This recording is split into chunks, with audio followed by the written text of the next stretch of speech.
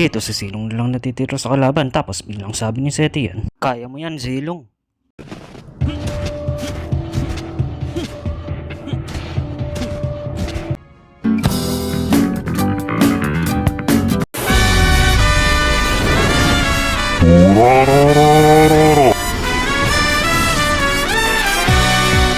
Si Silong ang katapat ko dito. Nakita ko nga dito si Ling papunta kaya binait ko dito si Silong na kunwari tumatakbo ako. Pero hindi niya alam, inabahan ko lang dito si Ling para sumugod ulit. Ura ura ura ura ura ura ura ura ura. Patay ka na, Silong.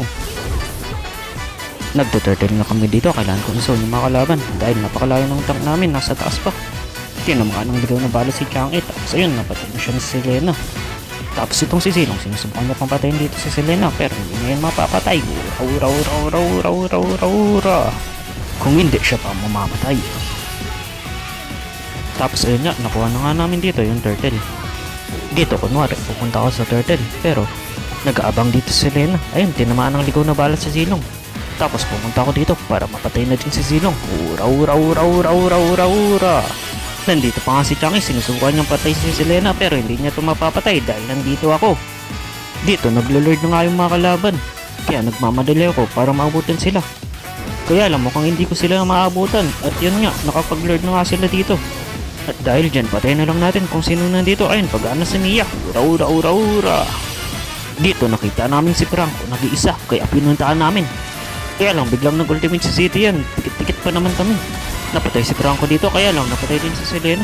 Pero hindi tayo napapayag na isa lang mamamatay sa kalaban. Ura ura ura ura. Sayang hindi pa namatay si Seti yan. Dito nga sinusubukan kami ng mga kalaban na i-push ng dire-diretso sa mid.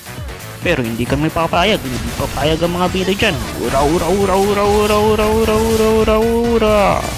Sili nga naka-double kill na siya dito, tapos maka-triple kill pa siya dito, tapos maka-maniac pa siya dito. Si Silong na nga lang natitira dito. Madedit na pa kaya to. Inotabit pa nga dito ni Zeppian si Silong. Sabi ni Zeppian, kaya man Silong. Anyway, tara na mga kasama. Tapusin na natin to. Si Silong na lang yan. Mag-isa na lang yan. Tower lock na tayo dito. Pasaluin ko na yung hit ng mga tower.